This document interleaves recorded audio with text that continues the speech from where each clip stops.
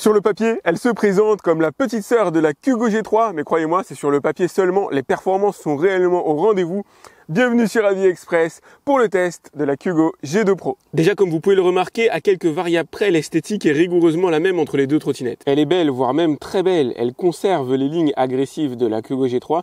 Elle conserve aussi les mêmes couleurs, sauf qu'elle pèse 2 kg de moins. C'est déjà ça de prix et elle permet quand même d'accueillir un solide gaillard de 150 kg. Le deck est un peu plus petit, mais convient toujours largement.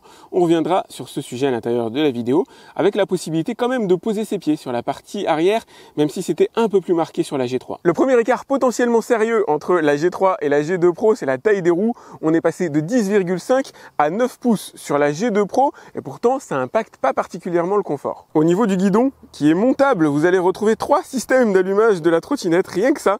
Vous avez alors le bouton on-off qui est ici, la clé qu'il va falloir tourner pour allumer la batterie et le bouton que vous avez ici pour allumer l'écran. Alors je vais rester appuyé dessus. On va regarder l'écran ensemble. Là, je suis en plein soleil, donc c'est un petit peu compliqué de vous le montrer. Je vous montrerai tout à l'heure.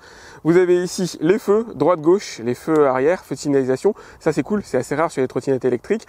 Vous avez le klaxon, qui a quand même un bon niveau de puissance. Frein à disque avant et arrière, repose-poignet en caoutchouc. L'écran est complet. Ici, vous avez le voltage de la batterie. L'ensemble est bien fait. D'ailleurs, au niveau de la batterie, située à l'intérieur du deck, j'ai carrément une bonne nouvelle. La différence entre la G2 Pro et la G3 est quand même assez ténue. Sur la G3, on a une batterie de 18 ampères-heure. On a une 15 ampères-heure à l'intérieur de la G2 Pro. C'est un delta qui est quand même très faible, je trouve. Une des différences les plus remarquables entre ces deux trottinettes, c'est la puissance moteur. On est sur du 1200 watts sur la G3 et 600 watts sur la G2 Pro. On pourrait croire à une division des performances par deux, mais croyez-moi, il n'en est rien. Le couple de 23 Nm situé sur la Kugo G2 Pro est remarquable d'efficacité.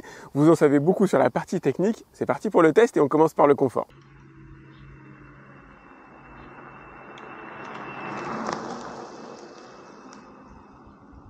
J'ai la chance d'avoir une route barrée sur quelques centaines de mètres pour pouvoir effectuer le test tranquillement. On va parler du confort, bien sûr, c'est par ça que je commence la plupart de mes vidéos. Je vais me mettre en mode économique, histoire de pouvoir rouler tranquillement. Donc on est bien positionné sur cette trottinette, comme vous pouvez le voir, je peux mettre mes deux pieds en parallèle, comme j'ai l'habitude de le faire dans la plupart de mes vidéos. C'est pas idéal pour le transfert des masses, ça c'est clair. C'est juste une manière de faire, peut-être un dévoiement par rapport au ski, mais il est quand même possible de positionner vos pieds l'un devant l'autre si vous le souhaitez. Alors moi, c'est pas une position dans laquelle je me trouve très à l'aise. Donc c'est étrange parce que c'est la position dans laquelle la plupart des gens se trouvent à l'aise. Mais bon, c'est pas mon cas. On est bien positionné avec une bonne hauteur, avec un sentiment de relative sécurité. Lorsque vous êtes à 25 km/h, on est bien sur cette trottinette. Elle absorbe une bonne partie des aspérités de la route, même si on a un confort quand même assez rigide. Les suspensions ne sont réellement utilisées que lorsque vous êtes à très haute vitesse et que vous rencontrez un dodan, un nid de poule ou un événement, on va dire, fâcheux sur une route. Là, effectivement, les suspensions vont être utilisées. Mais sinon, on est sur un cadre, une structure vraiment rigide. Son objectif, c'est pas de faire un effet de montée et descente de bumper à chaque fois que vous rencontrez la moindre aspérité de la route. Non, on est sur quelque chose d'assez costaud. Les pneus permettent une certaine largeur aussi. C'est des pneus de 9 pouces. À comparer à la Kugo G3, très franchement, j'ai du mal à voir la différence. On a 1 pouce de différence en diamètre entre les deux trottinettes. Et voilà, perso, pour moi, c'est bonnet blanc, blanc bonnet. J'ai exactement le même confort entre les deux trottes. Faudrait les avoir, peut-être les tester en même temps pour se faire un avis plus fondé. Mais bon, voilà, comme ça, d'a priori, en tout cas, je vois pas grand-chose de la différence. On a une capacité à monter des côtes de 20 degrés, là où la G3 pouvait monter des côtes de 30 degrés. Donc c'est un petit plus, et effectivement, c'est à ça que la motorisation plus puissante va servir. Alors bien sûr, il y a la vitesse de pointe, évidemment, sujet somme toute compliqué, mais c'est surtout pour pouvoir, si vous avez des côtes à côté de chez vous, et que vous risquez de galérer avec une trottinette de 250 watts. D'ailleurs, vous risquez de marcher à côté de la trottinette avec du 600 watts. Effectivement, vous avez une certaine largeur. Je vous montrerai après, j'ai une petite côte là face à moi qui traverse l'autoroute, un petit pont qui permet de la tester un petit peu et franchement, elle monte sans aucun problème. L'écran est super lisible comme vous pouvez le voir, alors de jour ou de nuit, là on commence à voir la nuit qui tombe, les commandes sont accessibles facilement, ça tombe sous le pouce, à la limite il faudrait que je réoriente un petit peu les freins qui sont orientés vers le haut. Pas forcément facile de bien trouver, à dire la bonne position, le bon choix entre les poignées ici qu'on a envie d'agripper et le système de freinage. Bon, ça va, ça passe, hein, c'est quand même relativement correct. Il n'y a pas de jeu dans la trottinette aussi, c'est quelque chose que j'apprécie sur la Kugo G3. J'avais avait un jeu à l'intérieur de la potence. Là, pas du tout. Tout a été extrêmement bien assemblé. C'est presque une trottinette plus mature que la G3, je trouve. Elle est aussi plus facile à conduire, un tout petit peu moins nerveuse que le moteur de 1800 watts de la G3, qui fait certes plaisir, mais n'offre pas une grosse différence. On reviendra sur ce sujet après. En tout cas, en matière de confort, c'est presque parfait. Allez, un petit rétroviseur pour le plaisir, ce serait cool. Mais sinon, elle est quand même globalement assez complète et agréable à conduire. J'ai switché au niveau de mes caméras à 360 degrés pour pouvoir vous parler des revêtements sur lesquels la trottinette peut circuler. Donc là, je filme avec l'Insta 360 One RS, toute nouvelle, vous allez la voir bientôt en test sur ma chaîne. Niveau revêtement, alors certes, les pneus permettent quand même une certaine latitude, d'aller dans des sentiers un petit peu moins battus que sur les trottinettes type Xiaomi M365 et autres trottinettes plutôt liées à un environnement citadin, on va dire. C'est pas miraculeux non plus. Les suspensions, qui sont assez sympas effectivement, permettent d'absorber les grosses aspérités de la route, permettent d'absorber les nids de poules et les chocs à haute vitesse, mais ils n'ont pas vocation à se sentir mieux, plus à l'aise sur des chemins comme celui sur lequel je suis en train de circuler maintenant, un chemin sur lequel j'arrive à circuler à peu près 30 km/h. J'ai fait le test. Alors ça dépend des endroits, bien sûr, ça dépend des nids de poules. C'est un chemin qui est pour l'instant sec et relativement plat, avec quand même quelques petites bosses et petits nids de poules. Donc c'est plutôt pas mal, mais c'est pas un miracle non plus de confort sur ce genre de piste. Par contre, les roues permettent, elles, quelques latitudes. On a quand même un crantage au niveau des roues qui est plutôt bien marqué, qui permet de bien adhérer sur sol. Alors sec et sol humide, parce qu'on a quand même un système d'évacuation des eaux qui a l'air relativement efficace. C'est pas la bonne période pour moi pour le tester, puisqu'on est en pleine sécheresse ici. Regardez-moi ces phares, parmi les plus costauds que j'ai pu voir sur une trottinette électrique. C'est un phare dans la nuit, c'est le cas de le dire. C'est pas une trottinette qui est faite uniquement pour voir, pour être vu plutôt, même si là vous avez voilà des feux sur les côtés et un feu central qui est vraiment très puissant. C'est une trottinette qui est faite pour voir aussi devant soi, et quand on a un produit qui monte à ce genre de vitesse, ça me paraît être un peu la moindre des choses, mais c'est pas le cas sur toutes les trottinettes électriques.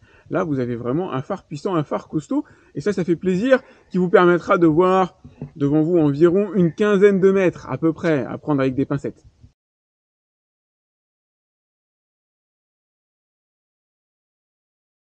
Côté vitesse de pointe, je suis tombé dans une faille spatio-temporelle extrêmement étonnante. La Kugo G2 Pro est allée plus vite que la Kugo G3, truc auquel on s'attend absolument pas puisqu'on passe de 1200 watts à 600 watts en puissance moteur. Forcément, en toute logique, la moins puissante, ça aurait dû être celle-là. La G3 est censée aller à 60 km/h, celle-là est censée aller à 45. Avec la G3, j'étais allé à 38 km/h max, ce qui m'avait étonné à l'époque. Si vous regardez la vidéo, je vous mets le lien dans la description, ça m'avait clairement étonné. Je m'attendais à plus que ça, évidemment. Avec celle-là, je suis allé à 39 km/h. Performance logique par rapport à un moteur de 600 watts. Alors au compteur, on est autour de 43 km/h, donc il y a un petit delta entre le compteur et le GPS, ce qui est relativement normal. Toujours est-il qu'avec la G2 Pro, je suis allé plus vite qu'avec la G3.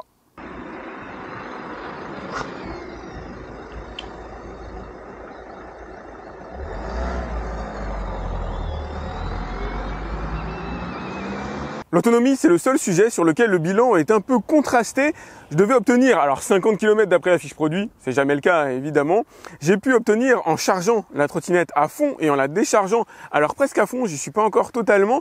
Pour l'instant, 31 km d'autonomie, sachant que je me suis laissé une petite marge pour rentrer chez moi, j'habite pas à côté. Je pense que la trottinette, sans faire attention à votre vitesse, peut vous tracter sur environ 34-35 km sans souci. Il doit être possible d'accroître, on va dire, cette distance-là en roulant à la vitesse de 25 km/h, je dirais sur du 38-40 km en poussant bien, ce qui est tout à fait correct. Moi, je m'attendais à obtenir à peu près 40 km sans me soucier de la vitesse. Donc bon, une petite déception à ce niveau-là, relativement légère. Elle garde bien sa vitesse, alors pas de pointe forcément, mais même en toute fin de batterie, on a encore une vitesse raisonnable.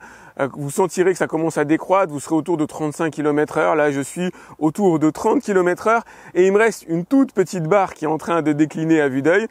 C'est correct, on va dire, mais j'aurais aimé un petit peu mieux.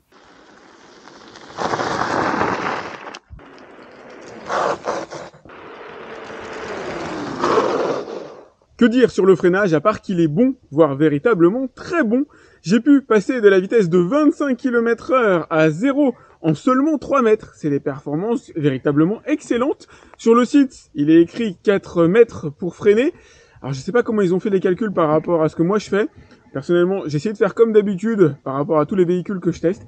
J'ai pu freiner en 3 mètres. Alors c'est une valeur à prendre au conditionnel, hein, ça dépend de votre poids évidemment. Moi je pèse 67 kg.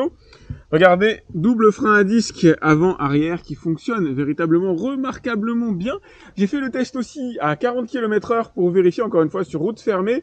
Et j'ai pu passer de la vitesse de 40 à 0 en 8 mètres. C'est encore une fois de bonnes performances. Autant les 3 mètres, c'est vraiment ce que j'ai eu de mieux jusqu'ici. Je referai le test. Alors, je l'ai fait plusieurs fois, à vrai dire, hein.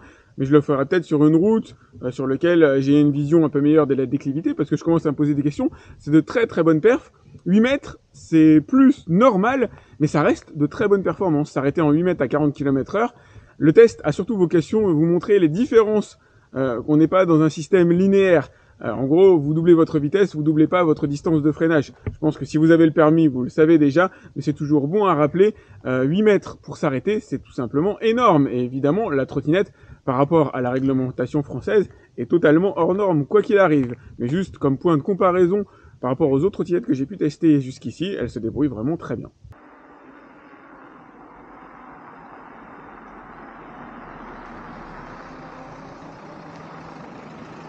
Je craignais fortement de tester une version dégradée de la G3, une version fade, et ça n'a pas du tout été le cas. Tant et si bien que j'aurais tendance à privilégier l'achat de la G2 Pro sur l'achat de la G3, puisqu'il y a quand même un écart de prix, alors à peu près 200 € entre les deux, ça varie en fonction des promotions, et des écarts de performance qui sont pas totalement justifiés. En tout cas, moi, j'adore la G2 Pro. Vous avez un petit peu moins de puissance, évidemment. Vous avez une capacité en côte un peu plus faible sur la G2 Pro. Vous allez monter du 20 degrés. Là, vous allez monter du 30 sur la G3. Mais vous avez une vitesse équivalente, voire même supérieure sur la G2 Pro par rapport à ce que j'ai pu tester. L'autonomie est sensiblement supérieure sur la G3, mais c'est des gains qui sont relativement limités, je trouve. Autant garder l'argent sur son compte, c'est un peu de cette manière-là que je visualise les choses. Dans les deux cas, de toute façon, la trottinette est totalement interdite en France. En France, on est limité à du 250 watts à 25 km/h. Là, on est sur des produits qui sont trop puissants, qui sont... Enfin bref, qui ne respectent pas la réglementation française. Comme ça, au moins, vous êtes au courant. Entre les deux, donc moi, je choisirais la G2 Pro. Elle a été un peu mieux finie. Il n'y a pas de jeu à l'intérieur de la potence. On est bien positionné dessus. Ça absorbe bien les aspérités de la route. Elle freine bien. Elle a des bons pneus. Elle a quasiment tout ce qu'il faut pour séduire. N'hésitez pas à me dire ce que vous en avez pensé directement dans les commentaires. Si vous l'avez acheté aussi, n'hésitez pas à me dire ce que votre retour d'expérience, c'est important pour moi. Pensez à liker cette vidéo, c'est important aussi. Je vous ai mis le lien pour voir son tarif, comme d'habitude, directement dans la description de cette vidéo. Je vous mets le lien, y compris des deux trottinettes et du test que j'avais fait de la Kugo G3. Ça peut être aussi intéressant à aller regarder si vous hésitez entre les deux. Et puis moi, je vous dis tout simplement à très vite sur AviExpress. Salut!